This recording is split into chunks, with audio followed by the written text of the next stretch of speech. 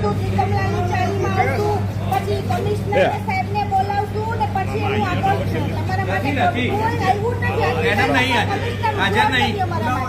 બોલાયો અને શું કહેશે ચેક નહીં ગયો ને તો કે તમને રાતોરાત સળગાવીને આપશું આવી અમને બળજબરી કરતો એની ઓકાત કઈ છે તો ત્યારે મોદી નહીં જોતો તો ક્યાંય બેઠો એ છાપરામાં મારી નાખશું અમે ચાલી મારી નાખશું સમજી તમે નહીં લેવાનું અને આ વસ્તુ અમે બીએસએસ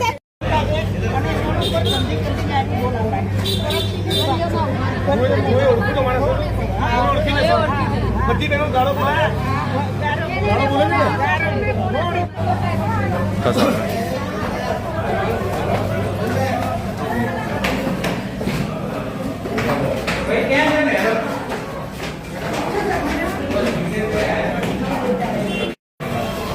આ બાજુ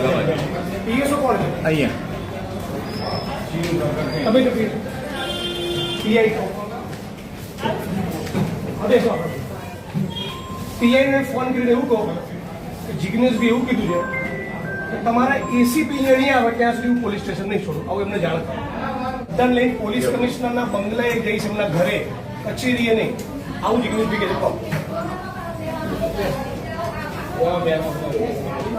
છે તમારે કોઈ ભાઈઓની પણ રાહ જોવાની નહીં તમારે સીધું પોલીસ સ્ટેશન આવી જવાનું અને જે ગાળ કોણ કરી તમે ફરિયાદ તમારી ત્યાંની મેટર છે ખૂન ખરાબા થઈ ગયો હોય તો મારી પાસે આવો તો હું એનું સોલ્યુશન હલ કરી શકીશ તો અમે કોઈનું ખૂન કરીને પછી આવી તો થઈ શકે બીજું તો આનો કોઈ હલ નથી અમારે મારા મારી કેસ હું કઈ વાતમાં જાણતો નહોતો ને મારું નામ મારામારીના કેસમાં તમારું નામ લખાવ્યું મારામારી કરે તરત પોલીસે ફરિયાદ લઈ લીધી અહીંયા બધા તમને મળવા માંગે છે હા આ 78 વર્ષના કાકા બિલ્ડરના લોકો ઉપર હુમલો કર્યો તમે આમની સામે ઓફેન્સ દાખલ કર્યો જાઓ ઉભા હા હા આ 78 વર્ષના કાકા જે શારીરિક અશક્ત છે સરખું ચાલી નથી શકતા એ લોકોને મારે છે એમ તમે એફઆઈઆર દાખલ કરી છે આમની વિરુદ્ધમાં અરે તમે એફઆઈઆર કરી છે આમની ઉપર આરોપી બનાવી દે બીજું આ બિલ્ડરોના માણસો બધાને અશ્લીલ ગાળો બોલી દે છે બધી બહેનોને તમને અગાઉ ફરિયાદ કરી છે લેખિતમાં પણ ફરિયાદ આપેલી છે લેખિતમાં ફરિયાદ આપેલી ફેબ્રુઆરી અત્યારે તપાસની એફઆઈઆર કરો અત્યારે અત્યારે હાલે જ એફઆઈઆર દાખલ કરો કે ગાળો બોલી છે તમને અશ્લીલ બોલી છે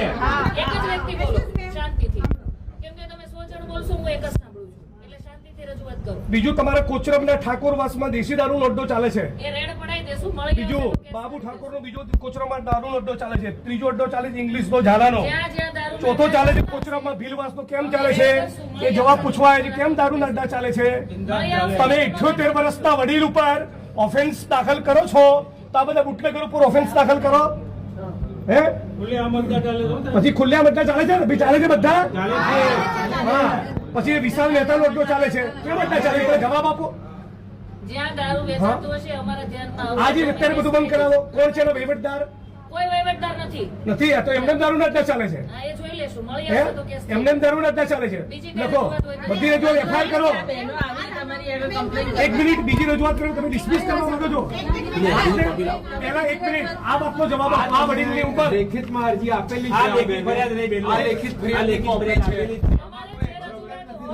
તમે આપી દો રજૂઆત એક જ જગ્યાએ એફઆઈઆર દાખલ કરો જ્યાં દારૂ વેચાતો હશે ત્યાં મળી આવશે તો કેસ કરશું બિલ્ડરને મળે ત્યાં સુધી કોઈ ફરિયાદ થઈ નથી કાલ સવારે મને ફરિયાદ નહીં જોઈએ તમારા જ્યુરિસ્ડિક્શનમાં દારૂના અડ્ડા મને લાગે છે તમારા ડીસીપીને મારે કહેવું પડશે તમારા પોલીસ ઇન્સ્પેક્ટરને સમજાઈ નથી રહ્યું ઓફેન્સ દાખલ કરવાનું સ્ત્રીઓને અશ્લીલ ગાળો બોલવી એ ફોજદારી ગુનાનું કૃત્ય ના કહેવાય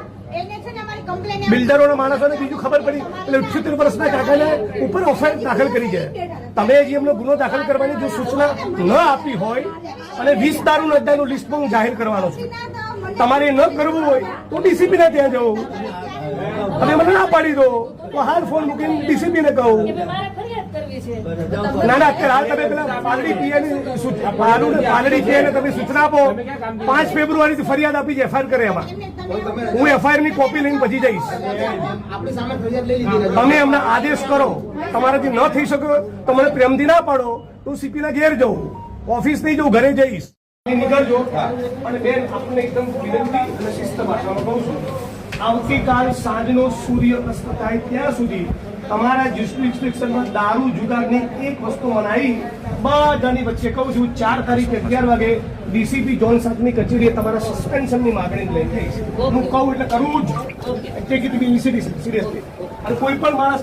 તમારો સ્ટાફ ઊંચા અવાજમાં બિલકુલ વાત ના કરે. કેમ જિગ્નેશભાઈ આવ્યા હતા, કોઈ ટણી બની ના જોઈએ. ઓકે, દાદા આવી ગયા.